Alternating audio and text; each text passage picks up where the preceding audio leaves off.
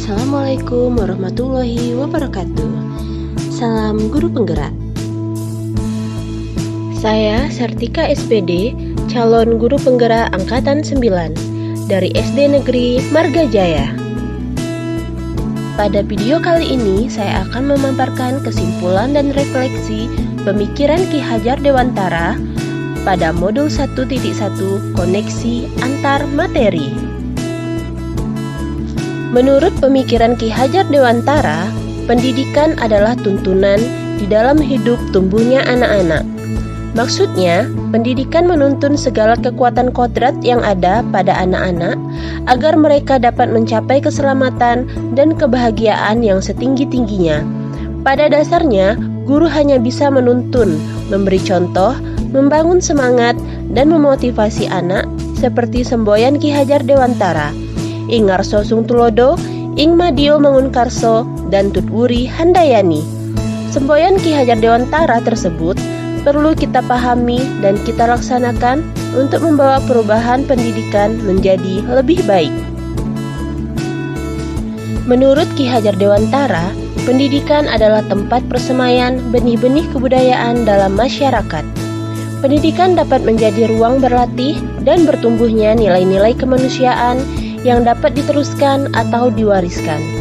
Dan pendidik diibaratkan petani atau tukang kebun kehidupan yang fungsinya menuntun tumbuh atau hidupnya kekuatan kodrat yang ada pada anak. Agar memperbaiki lakunya hidup dan tumbuhnya kekuatan kodrat anak, maka dari itu sebagai guru mampu menuntun lakunya anak sesuai garis kodrat anak, agar anak bisa merdeka lahir dan batin, guna bekal hidup di masyarakat. Selanjutnya, saya akan merefleksi diri melalui 3 pertanyaan berikut. 1. Apa yang Anda percaya tentang murid dan pembelajaran di kelas sebelum Anda mempelajari modul 1.1?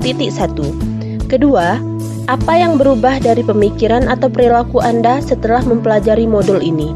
Ketiga, apa yang dapat segera Anda terapkan lebih baik agar kelas Anda mencerminkan pemikiran Ki Hajar Dewantara? Refleksi yang pertama, apa yang Anda percaya tentang murid dan pembelajaran di kelas sebelum Anda mempelajari modul 1.1? Sebelum mempelajari modul 1.1, pembelajaran yang saya lakukan di kelas adalah: pertama, saya berpikir bahwasanya siswa harus mendengarkan setiap kali saya menyampaikan materi, duduk tenang tanpa ada aktivitas lainnya. Kedua, pembelajaran terfokus pada selesainya materi dan pencapaian KKM atau kriteria ketuntasan minimal yang mengutamakan aspek kognitif anak. Ketiga, menggunakan buku atau bahan ajar seadanya dan melarang penggunaan gadget selama pelajaran berlangsung. Keempat, tidak memperdulikan murid apakah sudah paham atau belum dari apa yang saya ajarkan, karena fokus saya hanya pada ketercapaian materi. Kelima, hanya meminta murid memahami dan menghafal materi yang saya ajarkan. Keenam, sering merasa gagal jika ada murid yang belum tuntas setelah melakukan evaluasi. Saat itu, saya berpikir bahwa siswa harus pandai di mata pelajaran saya. Bahkan, tak segan saya juga memberikan sanksi tiap kali ada siswa yang bolos, atau bahkan tidak mengerjakan PR yang saya berikan. Jadi, pembelajaran terkesan monoton dan membosankan bukan hanya bagi anak, tapi bagi saya pribadi juga. Refleksi yang kedua, apa yang berubah dari pemikiran atau perilaku Anda setelah mempelajari modul ini? Setelah mempelajari modul 1.1, saya menyadari bahwa pertama, guru dan buku bukanlah satu-satunya sumber belajar murid, karena pada dasarnya masih banyak sumber-sumber yang lain yang dapat dengan mudah mereka akses melalui smartphone yang mereka miliki. Kedua, pembelajaran terpusat pada siswa dan guru hanya menuntun, mengarahkan, juga sebagai fasilitator. Ketiga, merubah perilaku dengan mengemas pembelajaran lebih menarik agar motivasi belajar siswa meningkat.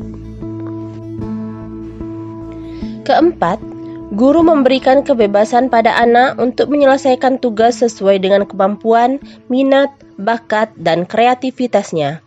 Kelima, guru tidak lagi memberikan sanksi pada siswa yang lupa atau bahkan tidak bisa mengerjakan tugas yang saya berikan. Keenam, guru harus memberikan kesempatan murid untuk tumbuh sesuai dengan kodratnya. Refleksi yang ketiga, apa yang dapat segera Anda terapkan lebih baik agar kelas Anda mencerminkan pemikiran Ki Hajar Dewantara?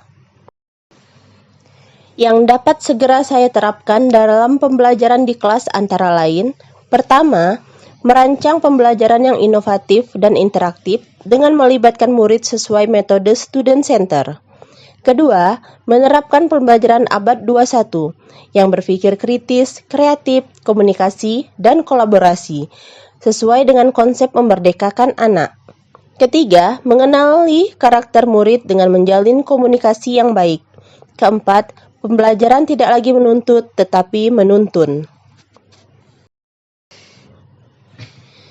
Kesimpulan, jadi kesimpulannya, pendidikan adalah menuntun anak sesuai dengan bakat dan minatnya. Pendidikan juga harus mengajarkan budi pekerti dan berhamba pada anak. Terima kasih. Salam dan bahagia Bapak Ibu Guru Penggerak. Wassalamualaikum warahmatullahi wabarakatuh.